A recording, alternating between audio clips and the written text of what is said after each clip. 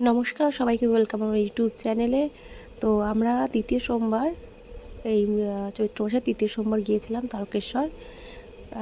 তারকেশ্বর গিয়েছিলাম যে তৃতীয় সোমবার, তারপরের সোমবারের পরে এসে পোস্ট করছি। আসলে সময় পাইনি ভিডিওটা এডিট করার।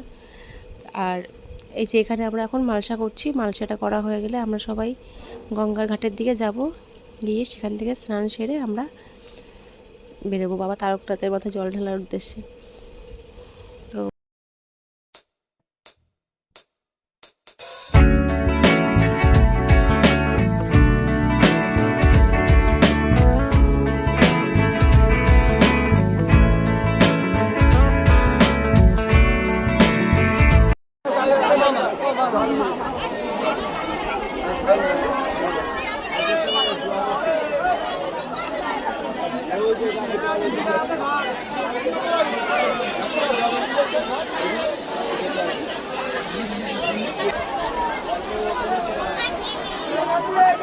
তো এবার আমরা স্নানটা সেরে নিয়েছি। স্নান সেরে ওখানে এক জায়গায় পাট, মানে চৈত্র মাসে নীল পুজোর আগে পাট বেরোয়, অনেকে হয়তো জানবেন।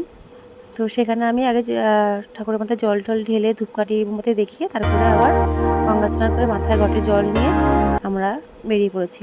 তো এই যে আসার পথে এক জায়গায় বাইরে, মানে ঘাটের থেকে উঠে এসে এক জায়গায় দাঁড়িয়েছিলাম সবাই বেরোবো তখন। তো হঠাৎ করে এসে দেখি মাথায় ওই ভোলে বাবার ওগুলো বেঁধে দিচ্ছে।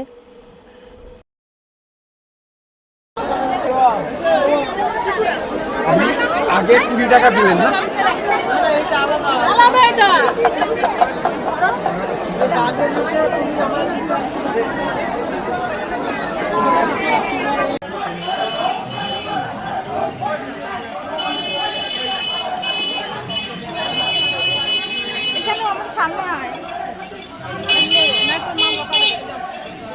তো এই যে এবার আমরা রাস্তা দিয়ে হাঁটা শুরু করেছি।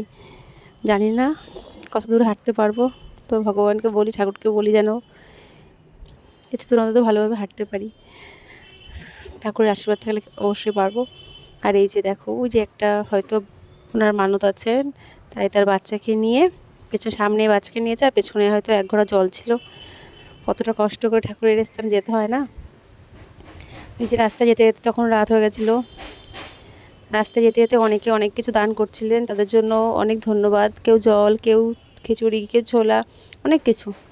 আর এইটা হলো ডাকাত কালীবাড়ি মোড়। ডাকাত কালীবাড়ি মোড় থেকে ডাকাত কালীবাড়ি মায়ের মন্দিরে পুজো টুজো দিয়ে ওখান থেকে আবার রওনা দেব। তো এই যে ডাকাত কালীবাড়ির ভেতরে আমরা ঢুকলাম। আগে এখানে ডাকাতরা থাকতেন। তারপর আমি ভেতরে চলে গেলাম পুজো দিতে। আর এখানে এই যে মায়ের পুজোর জন্য এক এক প্লেট নিতে গেলে 30 টাকা। তো সেখান থেকে আমরা মায়ের পুজোর জন্য একটা প্লেট নিয়ে ঠাকুরকে পুজো দিলাম।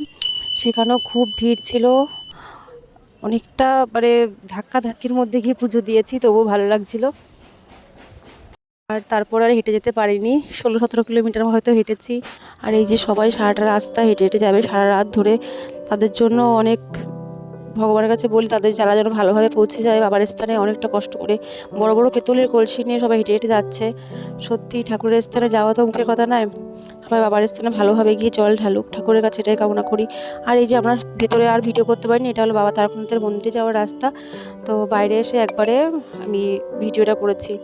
তো ভিডিওটা ভালো লাগলে একটা লাইক করে দেবেন। দেখা হচ্ছে পরেরটি ভিডিওতে। ধন্যবাদ।